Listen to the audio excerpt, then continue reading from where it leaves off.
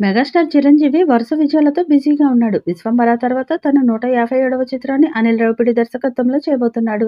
మరికొన్ని రోజుల్లో ఈ సినిమా స్టార్ట్ కాబోతున్న విషయం తెలిసిందే. ఈ మూవీని సాహు గారపాటి నిర్మించబోతున్నాడు.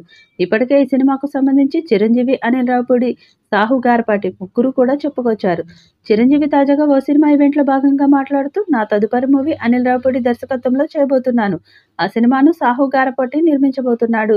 ఇప్పటికే అనిల్ రావిపూడి ఆ సినిమాకు సంబంధించిన కొన్ని సన్నివేశాలను నాకు వినిపించగా అవి అద్భుతంగా అనిపించాయి. ఎప్పుడెప్పుడు ఆ సినిమా షూటింగ్‌ని స్టార్ట్ చేద్దామా అని నేను ఎంతో ఆతృతగా ఎదురుచూస్తున్నానని చెప్పాడు. అలాగే ఈ సంవత్సరం సమ్మర్ నుండి ఆ మూవీ షూటింగ్ స్టార్ట్ కాబోతున్నట్లు కూడా చిరంజీవి చెప్పుకొచ్చాడు. ఇకపోతే తాజాగా అనిల్ రావిపూడి 'సంక్రాంతికి వస్తున్నాం' అనే సినిమాకు దర్శకత్వం వహించాడు.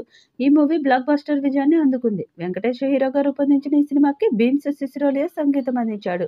ఈయన అందించిన సంగీతం కూడా ఈ సినిమా విజయంలో అత్యంత కీలక పాత్రను పోషించింది. ఇకపోతే చిరు, అనిల్ కాంబో మూవీకి ఎవరు సంగీతం అందిస్తారా అనే ప్రశ్న జనాల్లో నలుగుతుంది. ఇకపోతే ప్రస్తుతం అందుతున్న సమాచారం ప్రకారం 'సంక్రాంతికి వస్తున్నాం' సినిమాకు అద్భుతమైన సంగీతం అందించి ఆ సినిమా విజయంలో కీలక పాత్రను పోషించిన భీమ్స్ సిసిరోలియానే అనిల్ రావిపూడి చిరంజీవి సినిమాకు కూడా సంగీత దర్శకుడిగా ఎంపిక చేసినట్లు తెలుస్తుంది. చిరంజీవి మరియు అనిల్ రావిపూడి కలయికలో రాబోయే చిత్రానికి రాఘవేంద్రరావు ఓ టైటిల్ సూచించారు. ఈ సినిమా సంక్రాంతి సీజన్లో విడుదల కానుందని మరియు హాస్య ప్రధానంగా ఉంటుందని చిరంజీవి తెలిపారు. ఇక రాఘవేంద్రరావు ఈ సినిమా గురించి ఆసక్తికర టైటిల్ ఇచ్చాడు. ఈ నేపథ్యంలో ఈ చిత్రానికి 'సంక్రాంతి అల్లుడు' అనే టైటిల్ పెడితే బాగుంటుందని రాఘవేంద్రరావు స్టేజిపై అన్నారు. ఈ వార్త ఇప్పుడు వైరల్ అవుతుంది. రాఘవేంద్రరావు మాట్లాడుతూ, సంక్రాంతి సీజన్ను వదిలిపెట్టొద్దని అనిల్‌కి చెబుతున్నా.